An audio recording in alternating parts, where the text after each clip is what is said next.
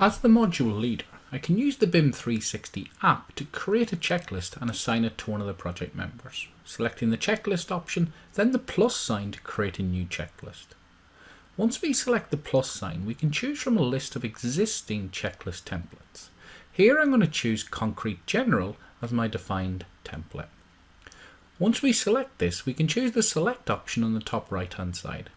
Here we can add a new title for the checklist.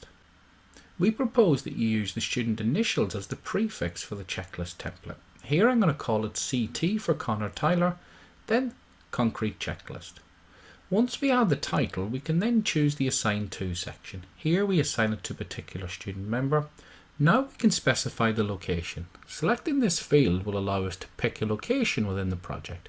Here I'm going to select the ground floor in the treatment room. Under the schedule date, we can decide a date that the checklist must be completed by. Selecting the Create button will then finish the creation process and assign the student this particular checklist to complete. Once the checklist is assigned, we can log into the BIM 360 app as the student. Here I can select the Checklist tab and then choose the checklist that has been assigned to me.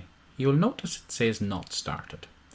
We can then scroll down through the checklist and complete each of the fields as required. You can see that I'm quickly inserting yes, no or non-applicable for each of the options within the checklist. As we complete the checklist, you will see on the left hand side we have our percentage completed bar. This will change as we go through the checklist and update each of the topic options. As we are completing the checklist, we can use the note field on each of the topics to add any specific notes regarding these issues on the checklist. Simply add the text required, then click the Done button. We can also utilize the photo option to add additional photos with each particular item in the checklist. Here I'm selecting a photo from the library, then attaching it to the checklist item. This will then attach any notes and photos to the checklist as required.